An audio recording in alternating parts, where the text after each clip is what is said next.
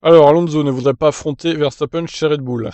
Tu m'étonnes quand on voit ce qui se passe avec Perez. C'est bien normal. Il a indiqué donc qu'il n'allait pas être le coéquipier de Verstappen, notamment parce que la bonne coopération entre l'équipe et de Milton Keynes et le pilote néerlandais empêche quiconque de le battre.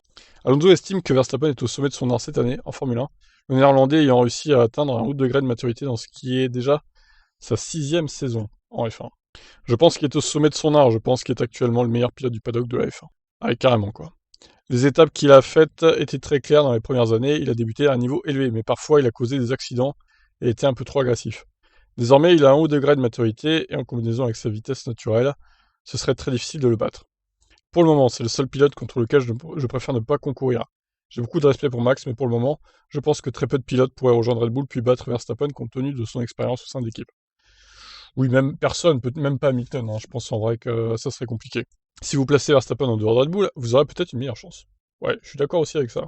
Pour rappel, jusqu'à présent, seul Daniel Ricciardo a réussi à battre Verstappen chez Red Bull en 2016 et 2017. Ouais, mais il débutait Verstappen aussi.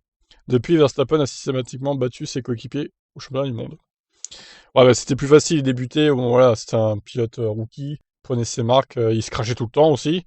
Donc, du coup, il finissait pas les courses, il marquait pas de points. Voilà, donc, ouais, je suis d'accord avec Alonso, là, compliqué de le battre, un Verstappen chez Red Bull, dans une équipe taillée pour lui, c'est même impossible, hein. On voit ce que ça donne avec Perez, par exemple, qui se fait atomiser littéralement par Verstappen, alors que Perez, normalement, c'est pas un manche, quoi, hein, je veux dire, il a prouvé qu'il savait rouler, quoi. Donc voilà, je vous laisse réagir. Ciao.